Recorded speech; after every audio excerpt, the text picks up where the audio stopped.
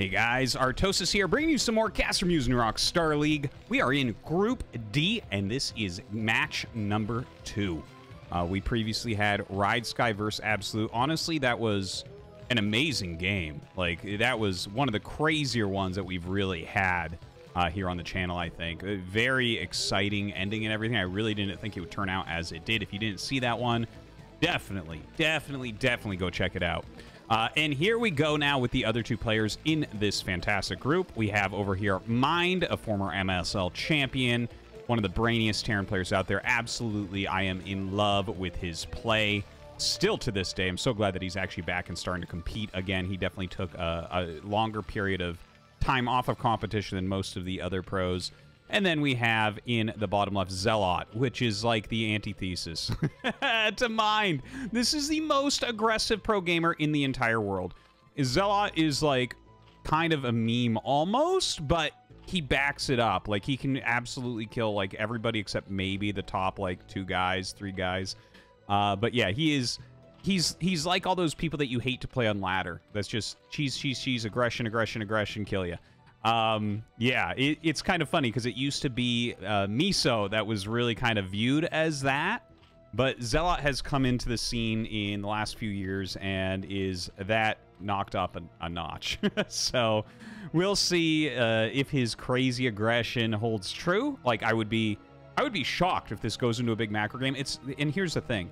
Someone of this level, it's not like he can't do a macro game, but that's not where his skill set lies. So, like, I'm literally telling you, if this goes into, like, 3 hatch, you get a hatch over here, playing a big macro game, grinding out with, you know, defilers until you get into, you know, get into your ultras and all that. No, it's just not going to happen with him. He's going to need to utilize that aggression. That is a nice fast gas that we're seeing here. So this can be not only a quick layer, but very likely a very quick speed as well. Now, Mind over on this side, he has gone for just the barracks. It looks like it should end up being just a straight-up barracks expansion. That is the most normal play. The first SCV went to the north, went over here to check for an Overlord, and is going home.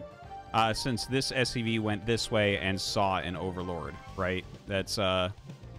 seeing where the Overlords are at certain times tells you exactly where Zerg is. Definitely an important thing to learn over time, you know, as really any race, is where the Overlord should be based on your scout. So right now, that was a 248 layer. That's very fast. You really have to have your build very tight. And here's the thing, right?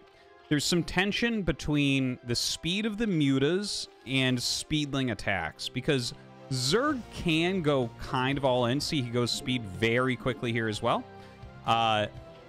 They're like, and by the way, that's about 12 seconds faster than normal speed. So basically, the tension that you have here as Terran, it's like, okay, well, you do have to get your academy up quickly, but you also have to have enough Marines and a bunker to hold off the speedlings. But if you don't hold the speedlings just right, and there's a lot of them, you die. And if you don't also hold them with the minimal amount, you won't be able to get your turrets up in time. Okay, so there's a lot going on with that. It looks like Mind so far completely fine. He has an SCV in here. I'm sure that he has a good idea of what's going on. I mean, you look at the layer timing, and you're pretty damn sure that this is going to involve Zergling speed and probably a lot of Zerglings as well. You know, he has played Mind or ZeLoT even in the previous round. That's why Mind did not end up winning the group. It was ZeLoT who was able to take him down in the round of 32. But yeah, the SCV stays alive for a while. He's actually getting a good count on the drone, so he knows there's not really additional lings right now, but you can see 10 more speedlings being made right now by ZeLoT. As soon as that SCV goes down, bam, flips the switch. Lots of Zerglings. Now, this is a very good and tight choke, but the amount of Zerglings being made may be able to destroy this. If you lose these Marines, if you lose all of them, the lings get in your base, you're dead. He also has to start his engineering bay very, very soon. That is, like, the timing of these Zerglings is also there to help screw up engineering bay timings and turret timings, right? So the turrets need to start, basically, by the time the mutas are about to hatch. So we'll keep an eye on that. Oh, no. Oh, no. I think mine's going to lose this game. I think this is going to be very anticlimactic. Oh, Stim's not done. He walks out. And the Lings absolutely destroy everything. Now, 2 fire bats just popped. So with good micro, like, he can hold on here. But ZeLoT is so far ahead at this point. It's crazy. Like, this is huge. This is exactly what we want. Now, he's trying to... Okay, he gets a good surround onto those fire bats. They actually deal reasonable damage, though. Those Lings are all very, very hurt. And, well, the SCVs do have to come out to fight. Now, you need to start turrets right now, or the mutas are going to get damage, right? The mutas are just about to pop. We're close spawns. You need to start those turrets. There's one. This is part of what the Zerglings are meant to do. They are meant to slow this down. Okay, he gets another one that's not probably where he wanted it. He probably wanted it there, but he's just got to get it started. That's the #1 thing. Oh, wow, the Ling's still harassing another turret going up here. Look, he's going to get him just in the nick of time. See, the mutas are right here. Like, obviously, you don't want to fly in with 2. He waits for 2 more. The turret has just finished. Dude, the sharpness of these timings on both sides, really, really precise. Really amazingly done. But here ZeLoT is, and he needs to get some damage done. Okay? Well, that's good. He prevents a turret, takes a bit of damage for it, but definitely worthwhile. But yeah, he really does need damage, because look at the worker count. It's 17 against 27. 27 is lower than you want as Terran, but 17 is really low. Now, the mutas come in and actually do jump on 1 turret. They get it pretty quickly. We have 8, so he can one-shot SCVs.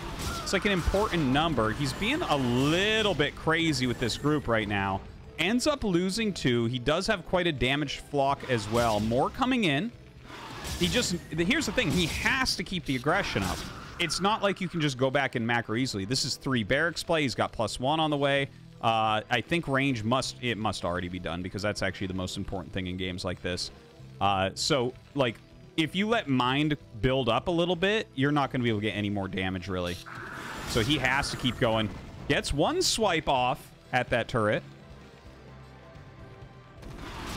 Starting to reduce that marine count a little bit. Good placement from mind. He's got to be careful, though, right? Like, this is excellent turrets. The 4 turrets here, absolutely needed, absolutely fantastic. That's really going to hold the bottom of his main very well.